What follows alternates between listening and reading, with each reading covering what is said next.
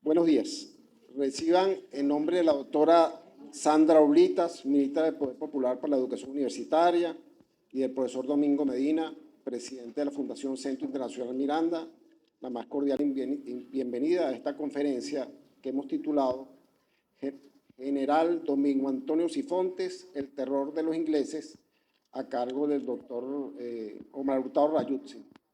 Queremos agradecer igualmente a la doctora Maricela Bermúdez, directora de la Escuela Latinoamericana de Medicina, doctor Salvador Allende, quien siempre con el mayor afecto y disposición nos ofrece estos espacios para el intercambio del conocimiento, y es para nosotros un honor ocuparlos y darle y acompañarla en su gestión, que también ampliamente valiosa. Me corresponde el honor de dar algunos comentarios sobre el doctor Omar Hurtado Rayuzzi antes de iniciar esta ponencia.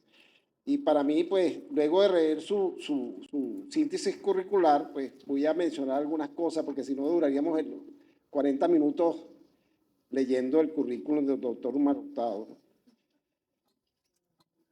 Es profesor de Geografía e Historia egresado del Pedagógico de Caracas, de nuestro Pedagógico de Caracas. Licenciado en Historia de la Universidad Central de Venezuela. Magíster Scientiarum en Geografía, mención analista especial por la Universidad Central. Doctor en Historia, mención summa cum laude de la Universidad Católica Andrés Bello. Postdoctor en Educación Latinoamericana en la Red de Investigadores en Educación para América Latina y el Caribe, RIEAP. En su experiencia laboral, figura como profesor de posgrado de la UPEL, miembro del Consejo Directivo, investigador y profesor de posgrado de la Fundación Escuela Venezolana de Planificación, miembro del Consejo Directivo, académico, investigador y posgrado del Centro Nacional de Estudios Históricos, investigador del Instituto de Estudios Simón Bolívar, presidente de la Comisión Electoral del Pedagógico de Caracas, estoy refiriéndome a los cargos que ha desempeñado, representante profesoral ante el Consejo Universitario de la Universidad Pedagógica Experimental Libertador, secretario de la Universidad Pedagógica Experimental Libertador, vicerrector de docencia de la Universidad Pedagógica Experimental Libertador, actualmente cronista de la ciudad de Caracas y presidente del Centro Nacional de Estudios Históricos. Entre sus publicaciones, pues, figura, mencionamos Geohistoria de Villa de Cura y su área de influencia, de 1994. Francisco Tamayo, estudio de su vida y aproximación a la vigencia de su obra. Artículos recientes, La Escuela Nueva, en el pensamiento de Luis Bertrán Prieto Figueroa, la investigación y la regulación y la docencia geohistórica, apoyada en el Congreso de Angostura y en el discurso de Angostura, un proyecto de patria para la Venezuela del siglo XXI, editado por el Centro Nacional de Estudios Históricos, el armisticio y la regularización de la guerra dentro del proceso independentista, de la paz a la victoria, de la fundación de la Escuela Venezolana de Planificación, de constituyente a constituyente, la patria como proyecto de Caracas Angostura en el año 2021.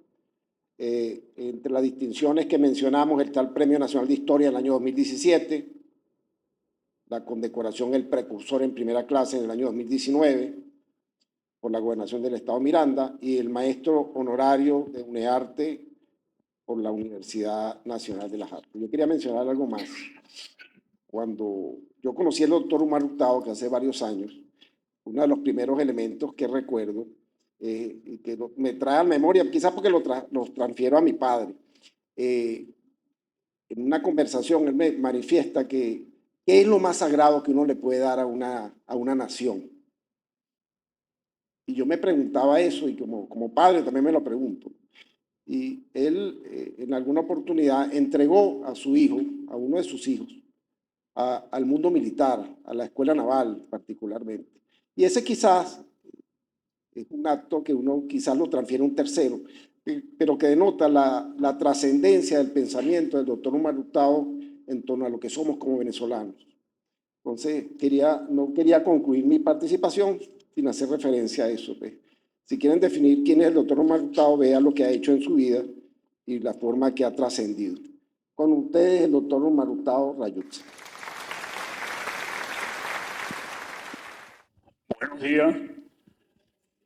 Agradezco al Centro Internacional Miranda el honor de poder conversar sobre un héroe silenciado por la historia oficiosa y referirme a parte de la historia de esa Venezuela profunda de la que muy poco nos habla la historia oficiosa. Algunos de ustedes se preguntarán, ¿por qué hablar de Domingo Antonio Sifontes? Bueno, porque en primer lugar vamos a hablar, como ya señalamos, de alguien de quien los libros de historia, las clases de historia, los profesores de historia nos nombran. Y uno se pregunta, ¿por qué? Por lo menos yo me lo pregunto mucho antes de que el ciudadano presidente de la República, a finales del año pasado, empezara a destacar la figura y la trayectoria del general Sifontes. Porque de la parte de Guayana que yo soy, allí el general Sifontes es un héroe, es una persona muy querida, muy recordada, muy venerada, al extremo que en la última ley estatal de división político-territorial o político-administrativa, el pueblo en el cual él se crió y donde posteriormente fueron trasladados sus restos, es capital del municipio de Sifontes. Ahora, nosotros tenemos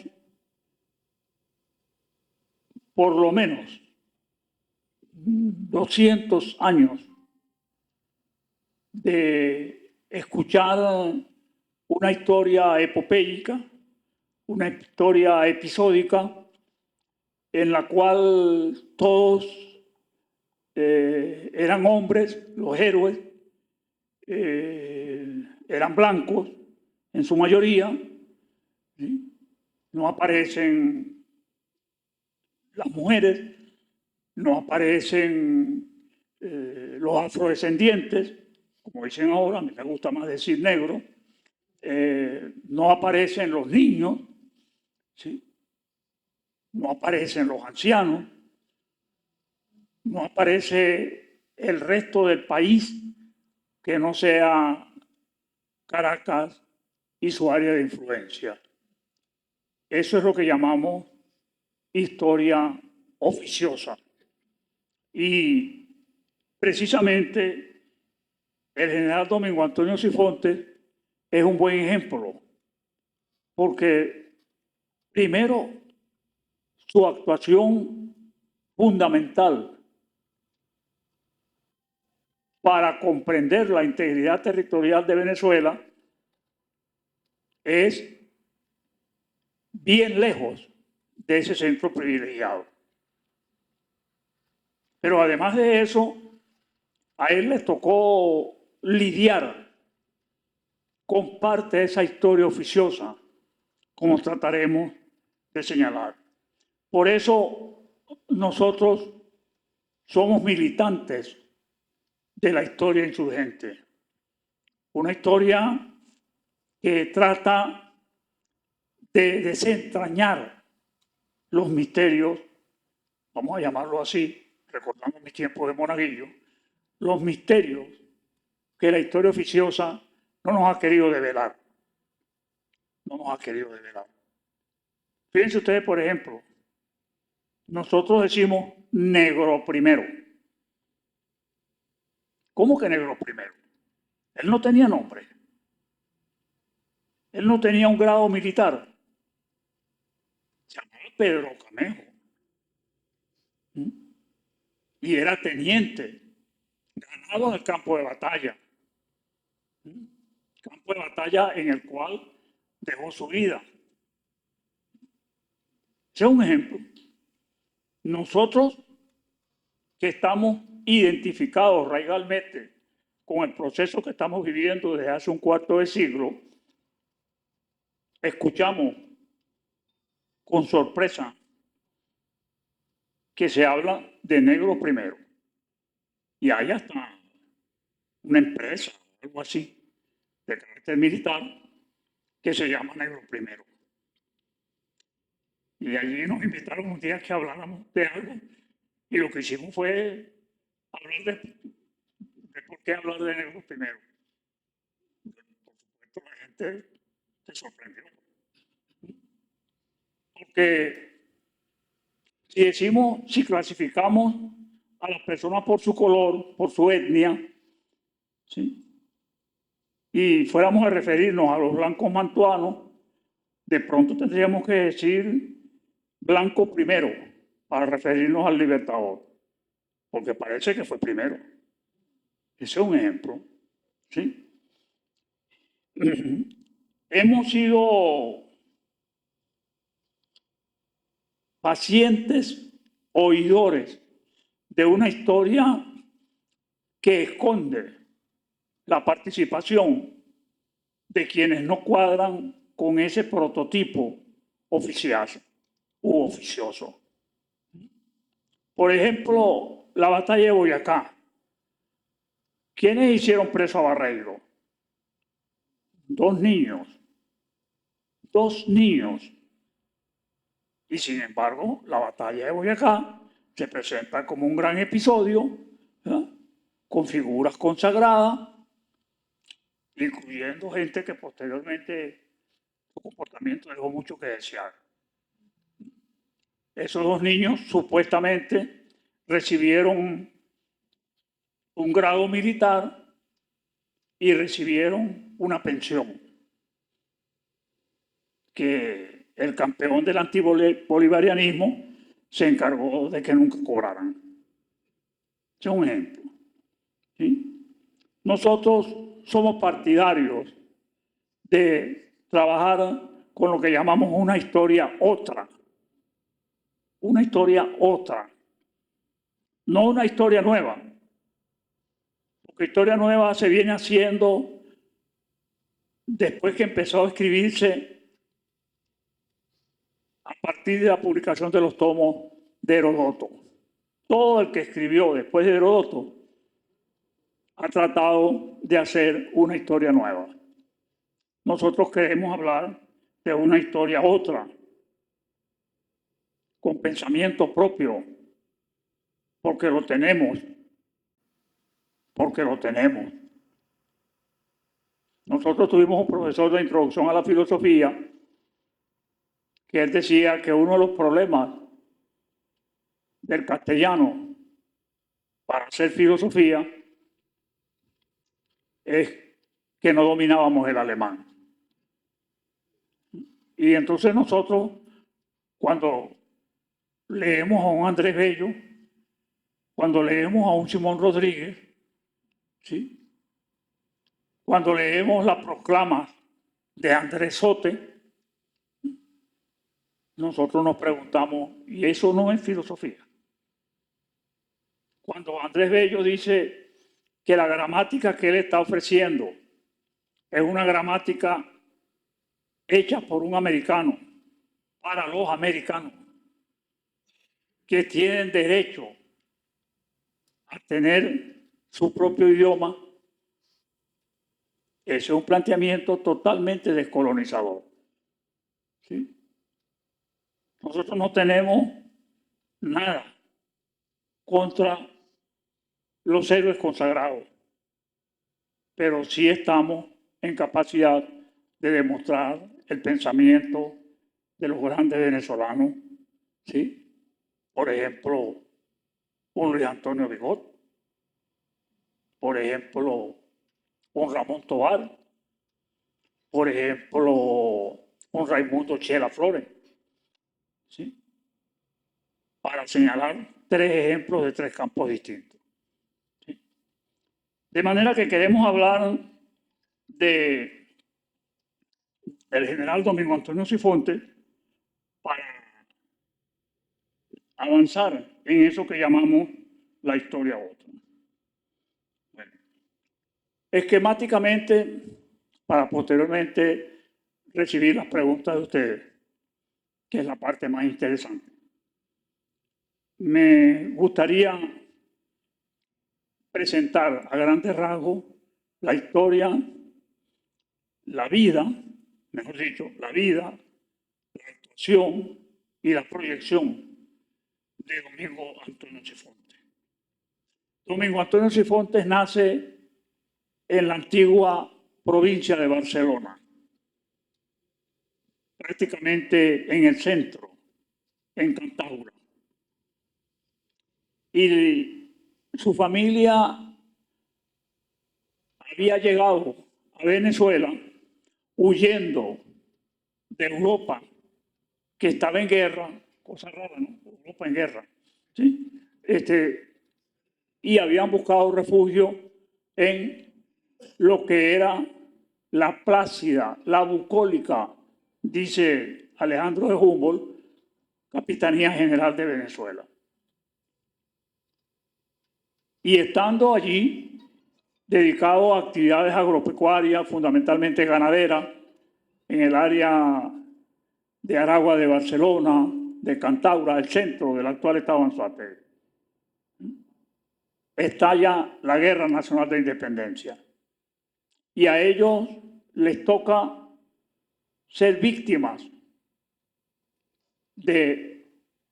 sobre todo, de la degollina con la que Boves sepulta la Segunda República. Y precisamente en Aragua de Barcelona se dio una de las batallas más sangrientas de esa etapa de lo que algunos llaman el terrible año 14, donde ni los santos se salvaron de ser decapitados. ¿Sí? Bien. Ellos huyendo, dice uno de los nietos del general Domingo Sifonte, que tal vez huyendo de ese espectro de la guerra, se desplazan hacia el sur y llegan al área sureste del actual estado Bolívar, que es el área fundamentalmente ganadera.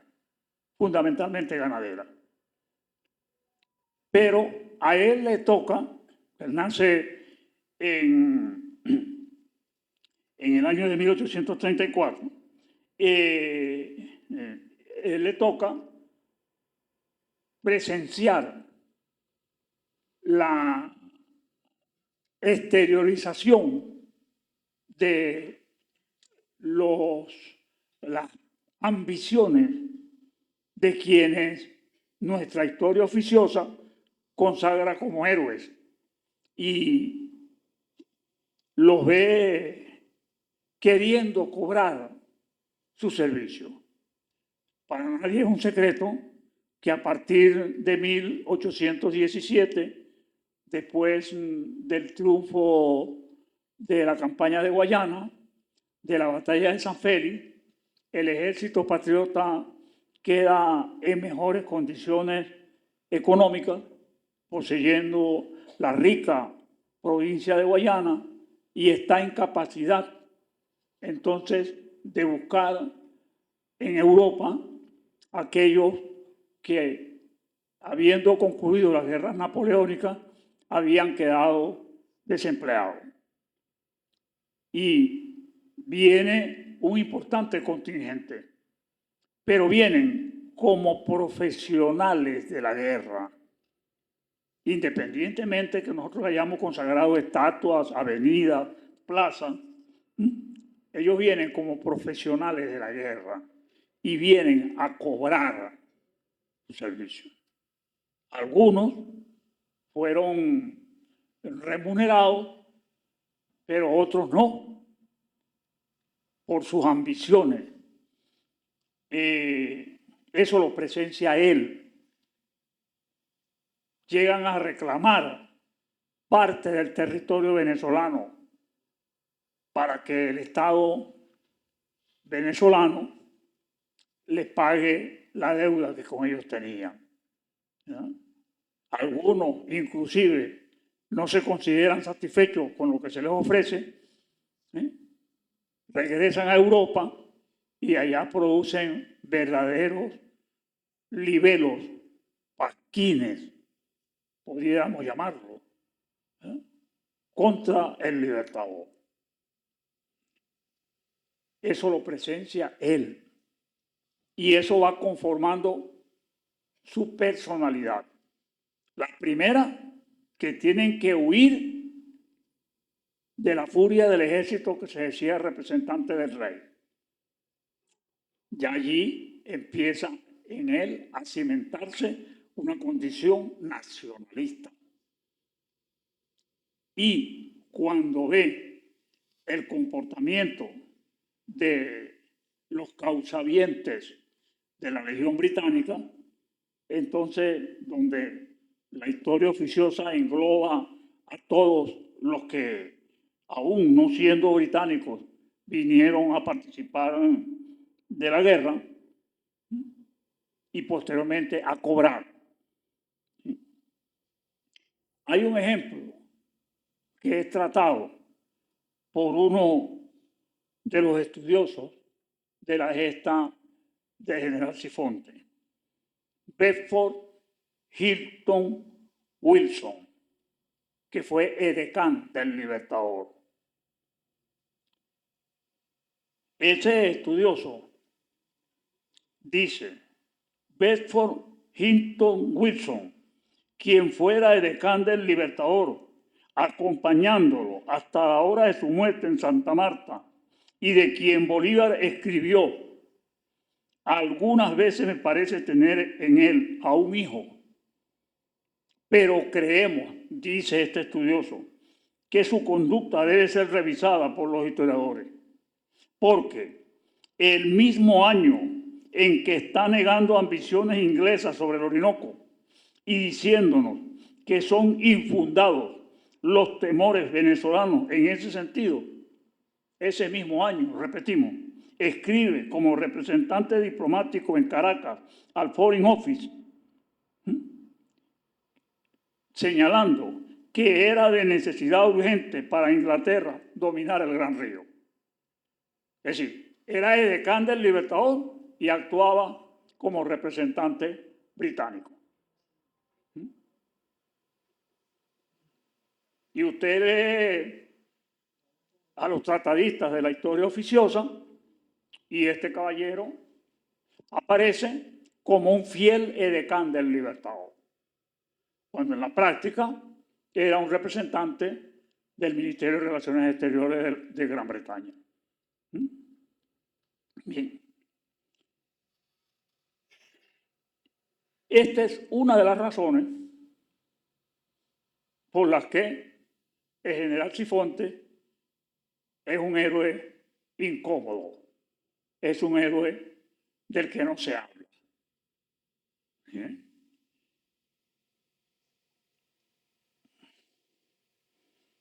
Hay más ejemplos.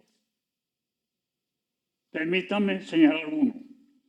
Dice otro estudioso, a todo el que quiso reclamar se le dejó satisfecho, con excepción de algunos abusos demasiado pronunciados. Al almirante Brión, hay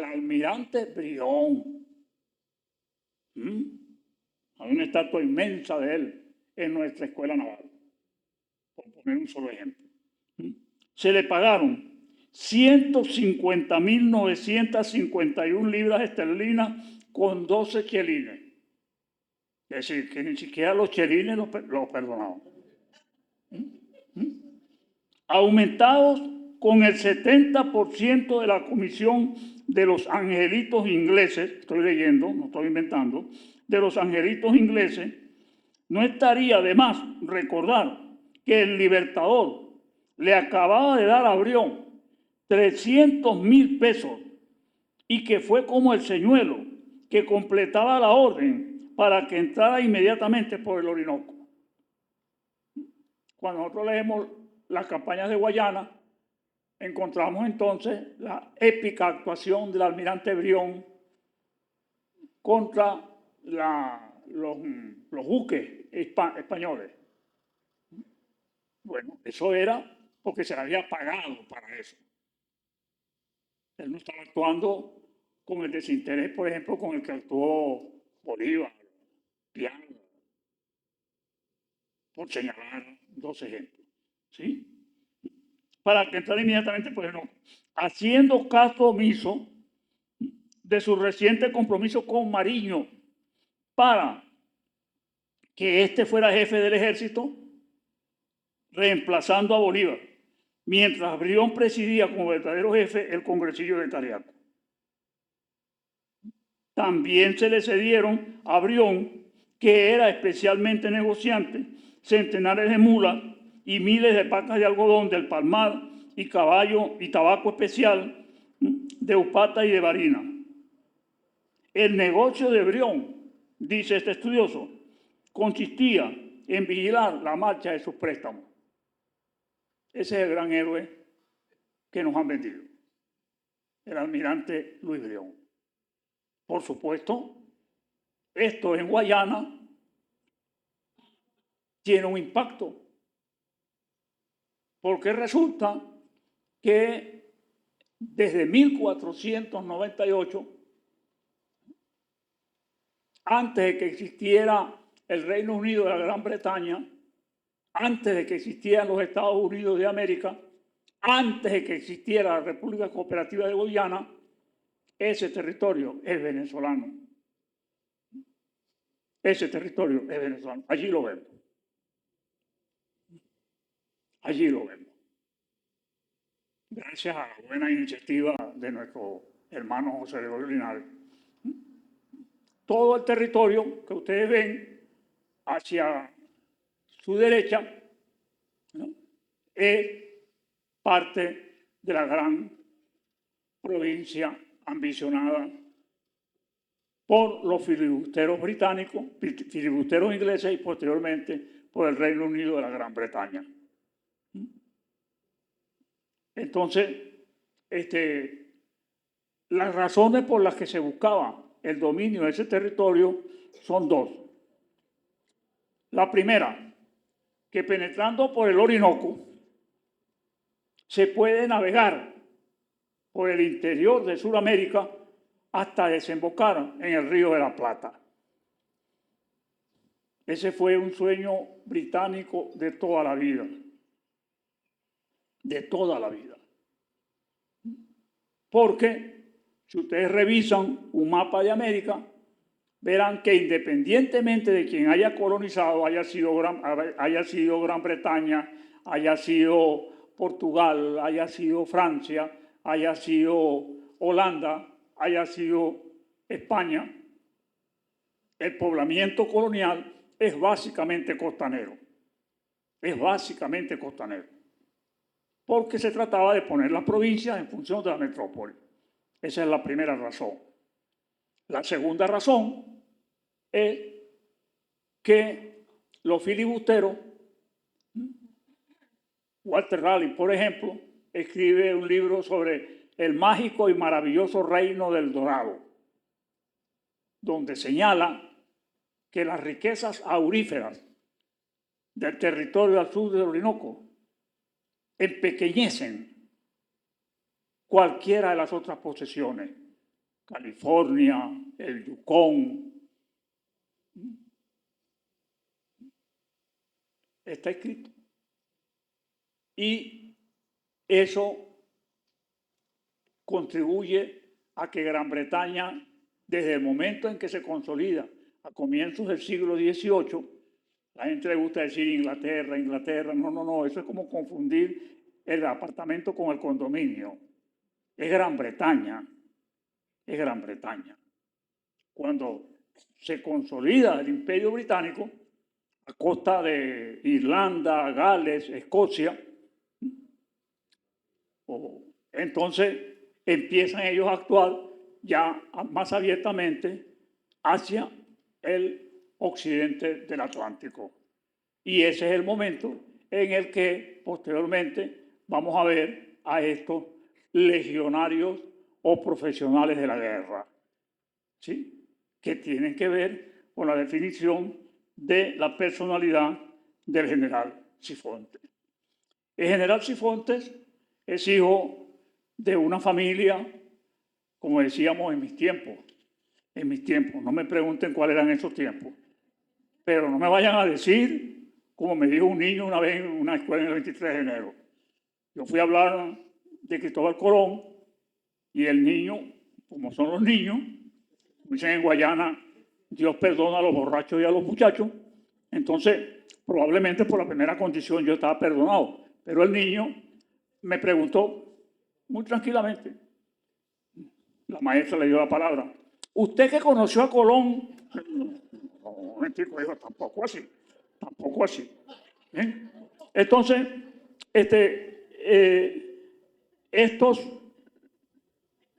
estas familias acomodadas, como decían en mi tiempo, en Guayana, ¿no? Para ellos era más fácil ir a Londres, a París, a Europa, que a Caracas.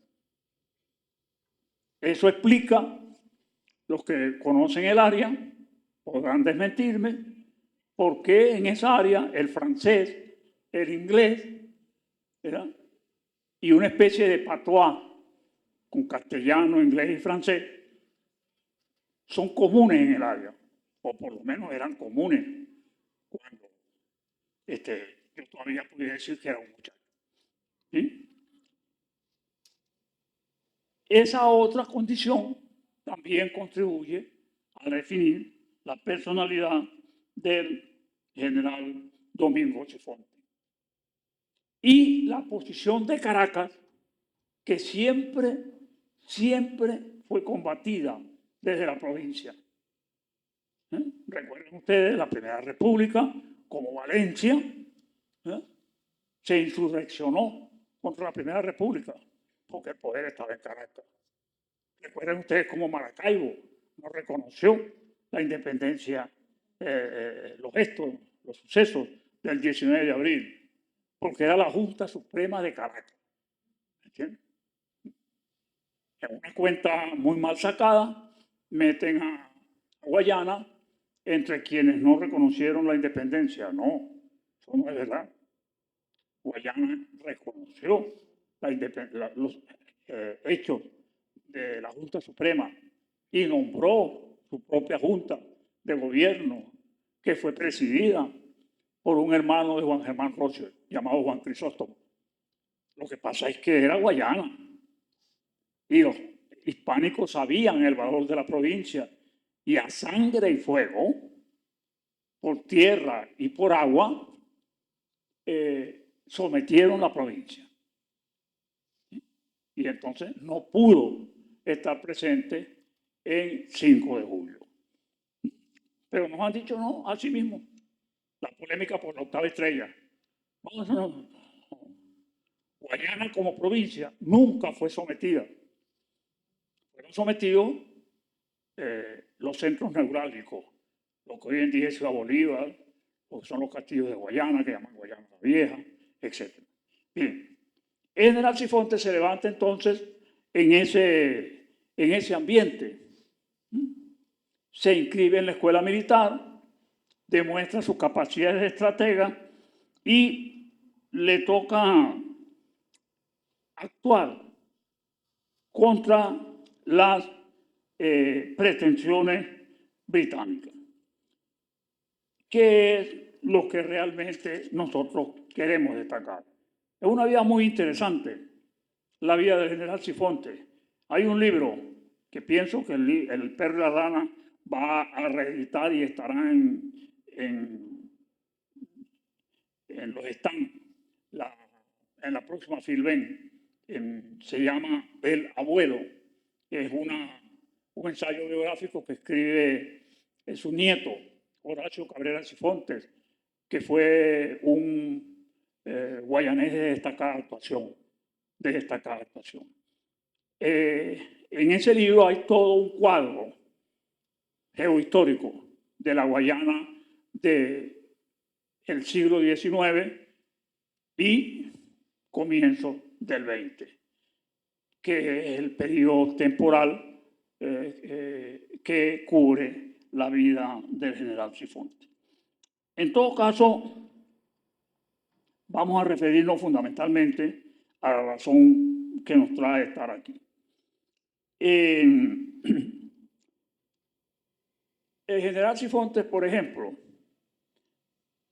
llevado de los fueros provinciales, esos que se oponían a las pretensiones de Caracas, que decíamos, Caracas que quería imponerse sobre la provincia. Entonces, cuando Joaquín Crespo, no sé si ustedes han visto el mausoleo de Joaquín Crespo en el Cementerio General del Sur, una cosa impresionante, realmente, con todo lo deteriorado que está. Entonces, cuando Joaquín Crespo se levanta contra el continuismo de Andueza, eso coincide con un levantamiento en Guayana contra el mal gobierno del presidente de la provincia.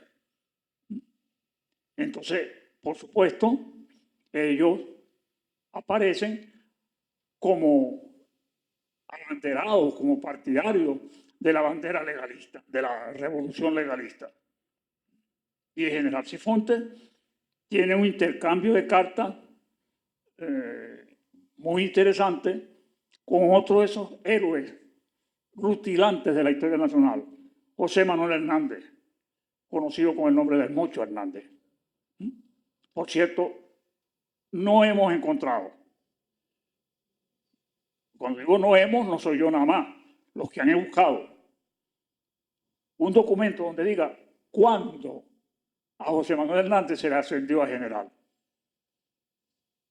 Porque el único reporte militar que hay en la hoja de servicios de José Manuel Hernández es de una batalla que se dio aquí cerca de Paracoto, sector que llaman Los Lirios. Batalla en la que, por cierto, ellos perdieron. Batalla en la que, por cierto, al futuro general Hernández lo dieron por muerto. Batalla en la que, por cierto, él recibió un machetazo en la mano derecha que prácticamente se lo deformó. Y con ese cognomento es que se le conoce. Dicen los que han estudiado la vida del general Cifuentes, entre otros, el nieto del general Cabrera Cifuentes, que no ha habido en Venezuela un líder popular que tuviera ese ascendiente sobre las masas. Y dice que es interesante estudiar la vida de alguien que no ganó una guerra, que no condujo un ejército victorioso y que no gobernó con éxito, porque, por ejemplo, después que triunfan los que representaban a los legalistas en Guayana, José Manuel Hernández es nombrado jefe militar y político de Guayana, pero dura más o menos así como decían antes, jefe por 9 días. Una cadena de tiendas de mi época, que nombraba a un supuesto mejor empleado jefe por 9 días. Entonces, más o menos eso fue el gobierno de José Manuel Hernández. Porque inmediatamente los que sí estaban cercanos a Joaquín Crespo le señalan que José Manuel Hernández no es un hombre de su confianza. Y Joaquín Crespo nombra a un hombre de su confianza para que sea el jefe político y civil, el jefe político y militar de Guayana. Y José Manuel Hernández es convocado a Caracas a formar parte de una de las tantas constituyentes que hemos tenido y posteriormente se alza en armas contra el continuismo de Crespo expresado en Andueza, donde, por cierto, el muerto más importante es Joaquín Crespo, en la Mata Carmelera, y José Manuel Hernández sigue haciendo oposición, porque eso era lo de él. Oponerse, apoyar un gobierno, pasar luego a la oposición, y en ese afán se le fue la vida. Dice uno de sus biógrafos que no quiso gobernar, porque tal vez tuvo miedo de hacerlo. Bien, entonces vayamos viendo por qué no se habla del general Cifuentes.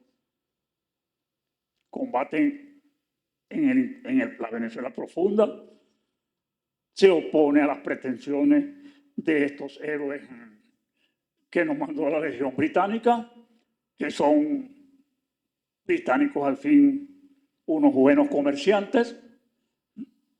Se enfrenta a figuras de connotada de actuación, o por lo menos consagradas por la historia oficiosa, y desmonta algunos mitos.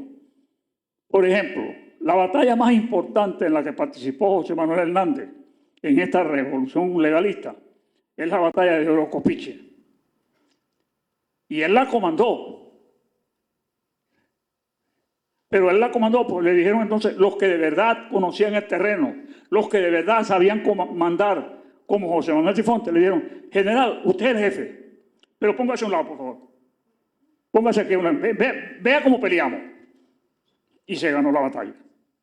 ¿Sí? Claro, no fue así, ¿no? Pero en la práctica eso fue lo que ocurrió. Bien. Entonces, y eso no lo digo yo. Yo sé que hay gente que dice: coño, este negro cada día es más embustero. Pero no, es verdad, está bien. Ese es más o menos como con la edad el que me preguntó, dijo que yo había conocido a Colón. Pero el que es derrotado, el gobernador que es derrotado en la batalla de Orocopiche, desde Trinidad, a donde fue a parar la carrera, ¿no?, escribe: elógiese enhorabuena la actividad de Hernández.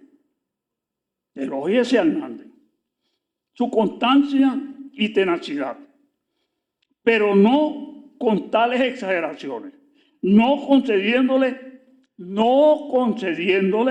altas dotes militares, a quien tuvo de hecho por auxiliar poderoso los desacertados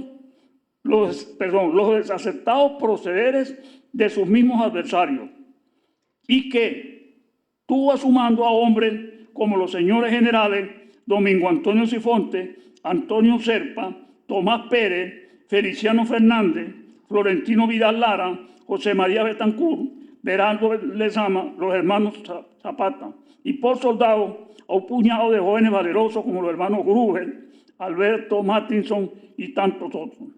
Y por último, por mentor inseparable, la suerte caprichosa que, como la Minerva del paganismo, lo condujo a través de sus errores, dispensándole una visible protección. ¿Qué está diciendo? Que los méritos militares que se le atribuyen no son tales. Bueno, esas son las personas a las que Cifuentes, con su actuación, fue desmitificando. Y por supuesto es un héroe incómodo. Bueno, el general Cifuentes era un hombre modesto, un hombre sencillo, un hombre, se le recuerda como un hombre culto, un gran lector, al extremo que inclusive se le llama el llanero intelectual. Algunos se preguntarán: ¿llanero en Guayana? No es llanero porque haya nacido en el llano, es llanero porque domina el oficio de la llanería, es decir, cómo arriar ganado, eso. Entonces, por eso se le conoce con el nombre del llanero intelectual. Bien. Las aspiraciones de Gran Bretaña sobre la Guayana, que tuvieron hechos destacadísimos. Por ejemplo, Gran Bretaña una vez le propuso a los Estados Unidos pasar un meridiano ficticio desde Lunares hasta los límites con Brasil y dividir a Venezuela en dos partes. Dividir a Venezuela en dos partes. La parte oriental sería para ellos, para los británicos, y la parte occidental para los Estados Unidos. ¿Para qué? Porque en la parte oriental estaban sus dos ambiciones, el Orinoco y los yacimientos auríferos.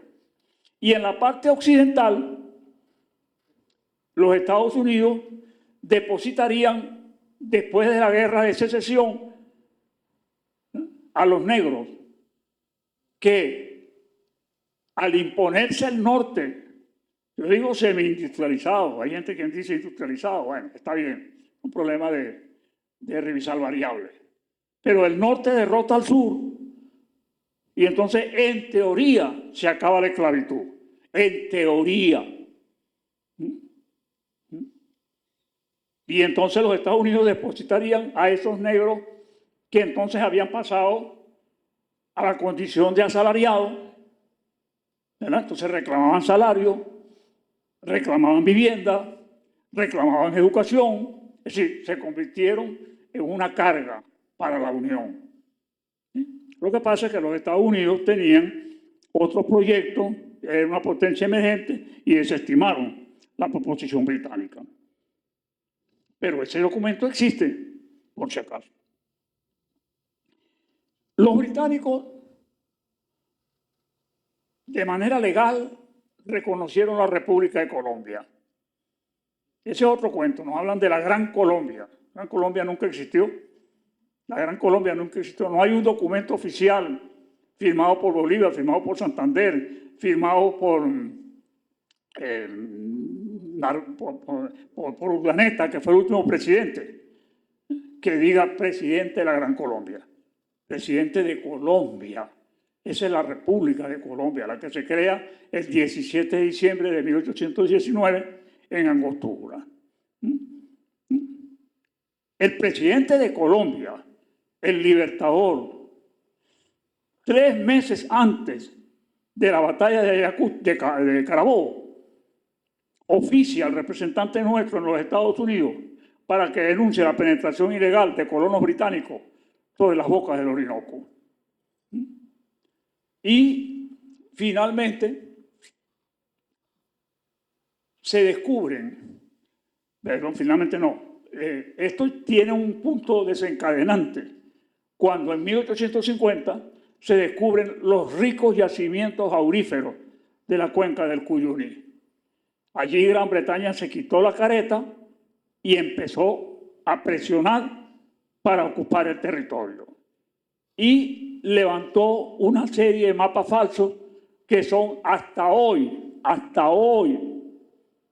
el único documento que tiene Gran Bretaña y ahora la República Cooperativa de Guyana para demostrar propiedad sobre esos territorios. Bien, el 2 de diciembre, toda esta pretensión de los británicos, las denuncias del gobierno venezolano, el desmentido de los británicos, etcétera, la supuesta retirada de los colonos, tiene un desenlace el 2 de enero. ¿Por qué? El 2 de enero se produce un enfrentamiento entre los venezolanos y los británicos, porque ellos, el 1 de enero, en su recorrido por el río Cuyuní, habían llegado a una estación venezolana, habían arriado la bandera venezolana y habían izado la británica, en presencia de soldados venezolanos que lo estaban viendo desde la orilla opuesta. El general Sifonte, que era comandante de frontera, ¿verdad?, fue avisado por su subalterno, el capitán Andrés Avelino Domínguez, de lo que había ocurrido y de lo que había hecho Domínguez. Domínguez atravesó el río, bajó la bandera británica e hizo la venezolana. Y además hizo prisionero al contingente británico. Ese contingente británico fue remitido prisionero a Ciudad Bolívar, con un expediente levantado en el cual constaba la confesión de Douglas Baker, de Douglas Warner. Baker era el adjunto, el subcomandante. Douglas Warner, que reconocía haber bajado la bandera venezolana, arriado la bandera venezolana. Pero el gobierno regional, siguiendo instrucciones supuestamente del gobierno nacional, los puso en libertad. Barnes, en San Félix, aborda una embarcación, va a Trinidad, de Trinidad a Londres, y desde Londres remite un documento en el cual señala que ellos han sido víctimas de agresiones. Esto es desmentido por el general Sifonte en un libro que se llama El incidente del Cuyuní. Pero no es ningún incidente, es un enfrentamiento entre dos contingentes armados. El que comandaban los británicos, Douglas Warner, y el que comandaba el capitán Andrés Avelino Domínguez. Los británicos, que siempre se han prevalido de su condición de potencia armada, y de esa manera han ocupado los territorios que ellos han considerado les corresponden. Ahí está, ese es el génesis de lo que estamos viendo en Palestina, el mandato británico sobre Palestina. Bien, pero ese es para otra conferencia.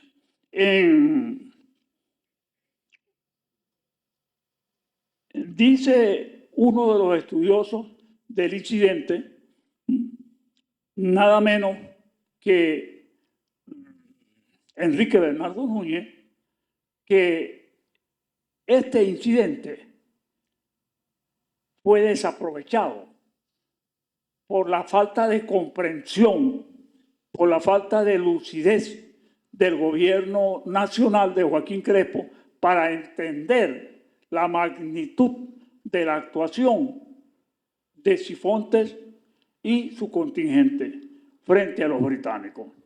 Se perdió tal vez la mejor oportunidad. Pero eso tuvo un segundo capítulo, porque cuando son apresados Barnes y sus subalternos, y posteriormente Joaquín Crespo ordena que se les dé la independencia, entonces los británicos alertados envían un segundo contingente,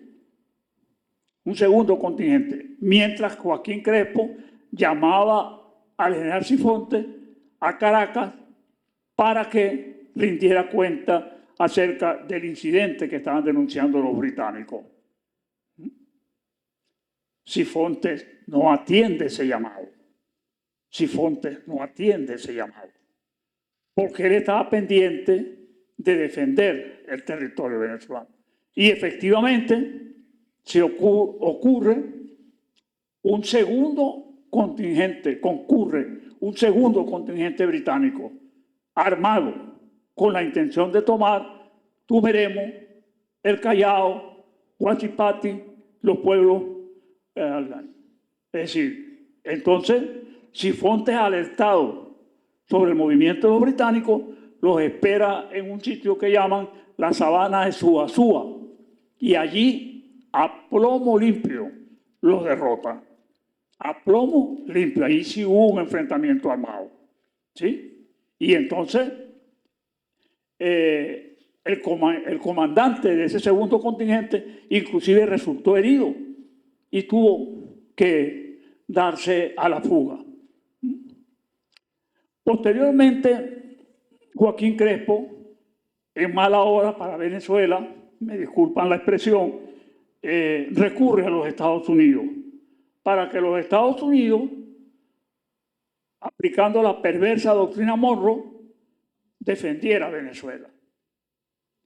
Como consecuencia de eso, Venezuela tiene que ir a un arreglo en la Embajada Británica en Caracas y los estadounidenses colocan como condición que no se nombre ni el incidente del Yuruani ni la batalla de Suazua.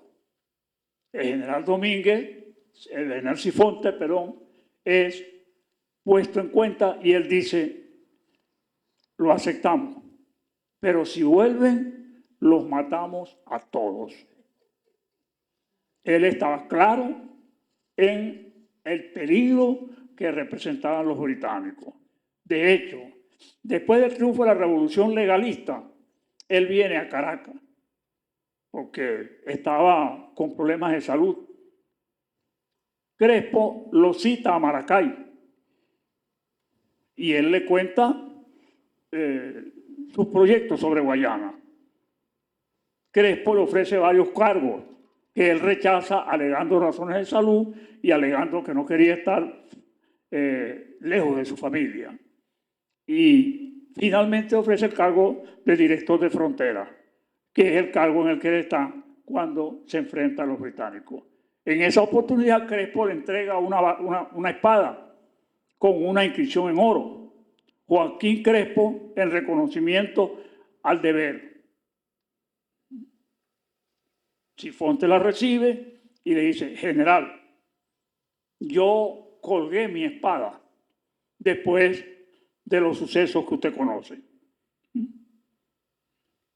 Y si tengo que desenvainar mi espada en otra ocasión, es para derrotar a los ingleses, porque esos son nuestros verdaderos enemigos. Es decir, Sifonte sí estaba claro en el peligro que representaban los británicos. Lo cierto es que después de los incidentes que hemos señalado, el general Sifonte pretende informar al alto gobierno y no es recibido ni por el presidente ni por el ministro de Relaciones Interiores, que anteriormente habían señalado estar totalmente de acuerdo con la actuación de Sifonte. Sifonte regresa al Dorado, ocasión que él había, población que él había fundado, y a esta estación que tenían los británicos, del otro lado del río Cuyuní, la hizo explotar y la quemó hasta sus cimientos. Y dijo, para que los ingleses no vuelvan más nunca. Y lo cierto fue que no volvieron. Ahora bien,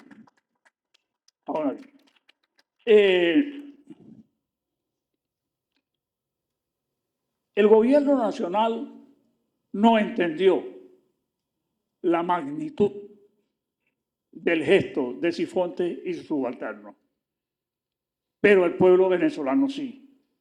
Y el 25 de diciembre de 1895 hubo una gran manifestación en Caracas que se llamó la Gran Manifestación Anti-Inglesa, en la cual participó el pueblo, participaron las distintas parroquias, participaron las misiones diplomáticas, participaron como oradores venezolanos de la talla de Leopoldo Sea, de Eloy G. González, denunciando el intervencionismo británico, pero con un pecado de origen, pidiendo la mediación de los Estados Unidos.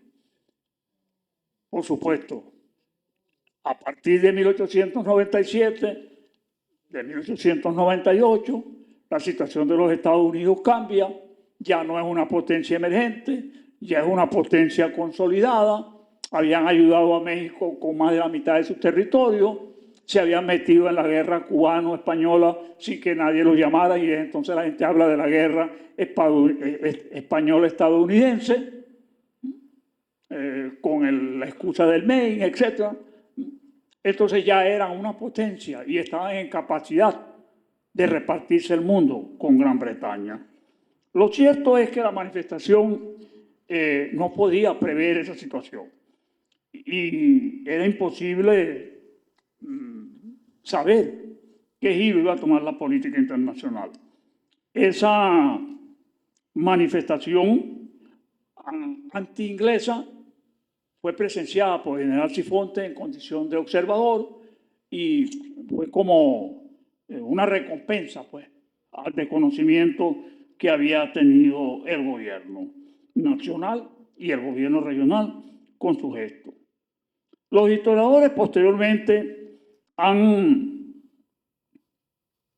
estudiado la vida de Sifonte, algunos, y para no cansarlo, por ejemplo, citaremos a Eduardo Oxford López, quien dice: en la vasta soledad del interior de Guayana late un corazón patriota y decidido en el pecho generoso y sin miedo de general Domingo Antonio Sifonte, a quien podríamos aplicar, parodiándola, la afirmación del general Leves de Goda: la civilización llegó hasta donde fue llevada por alguna persona confiable, en este caso el general Domingo Sifonte.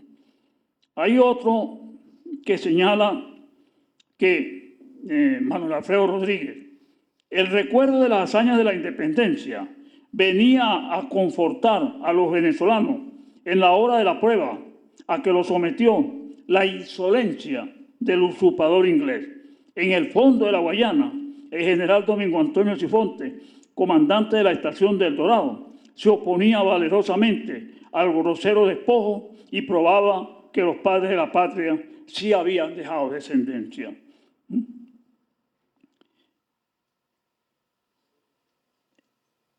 Don Mario Briceño Iragorri señala lo siguiente,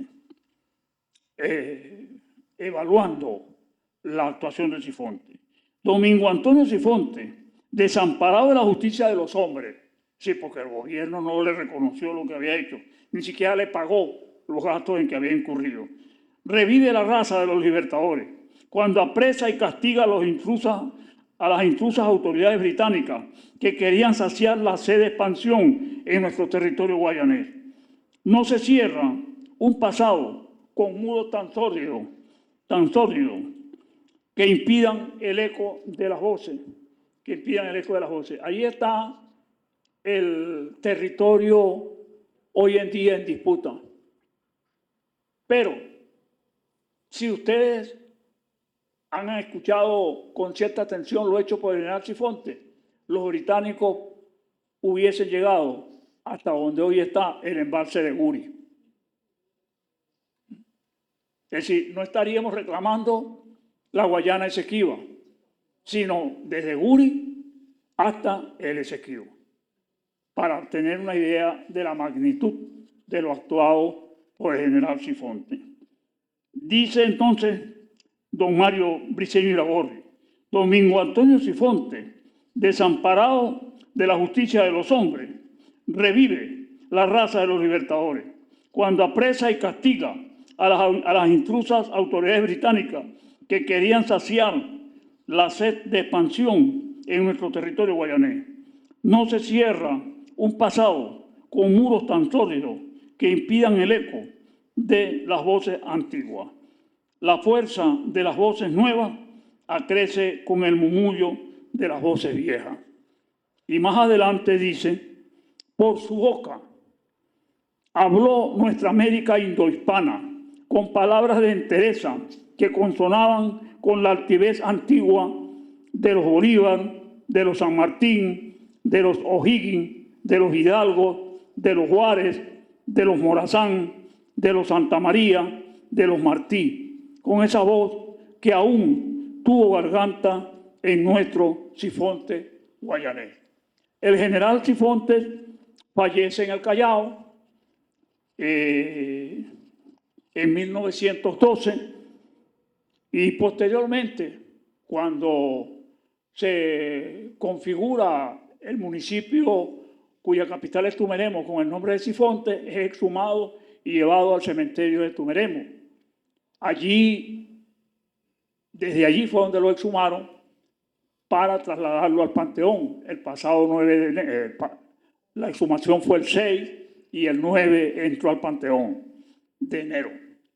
En la oportunidad de su sepelio en el Callao,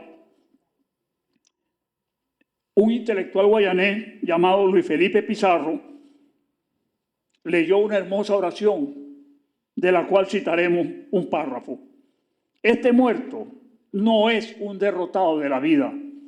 A la edad en que la mayor parte de los hombres se tornan fríamente egoístas y se arrebujan bajo el manto del más desconsolador pesimismo, a la edad en que los hombres no luchan porque creen vanos e inútiles los esfuerzos por el bien, el hermano Sifontes conservaba intacto la fe del ideal juvenil. Qué hermoso es llegar a la tarde de los días conservando sus ideales que acariciaron nuestra frente en la mañana de la juventud y caer como los héroes de Osán, un héroe mitológico nórdico, sobre su escudo, creyendo todavía en la exaltación de la justicia y en el triunfo definitivo del bien. Así vivió el hermano Sifontes. Es decir, murió a los 74 años, creo. 78 años, muchas gracias. Claro, 12, 34. Muchas gracias.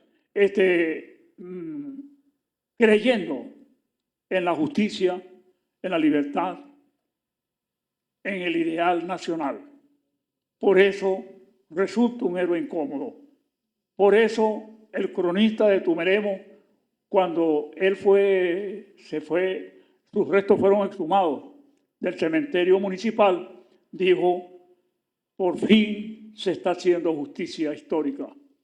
El general Sifontes dejará de ser un héroe local para convertirse en un héroe nacional.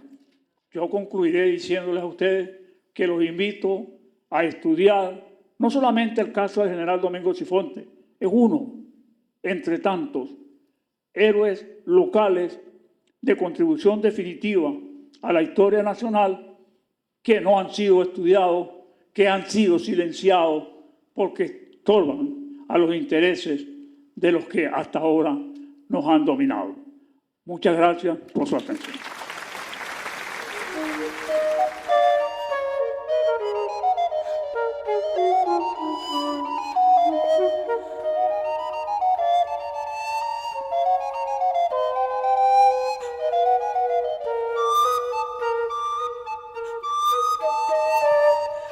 Thank you.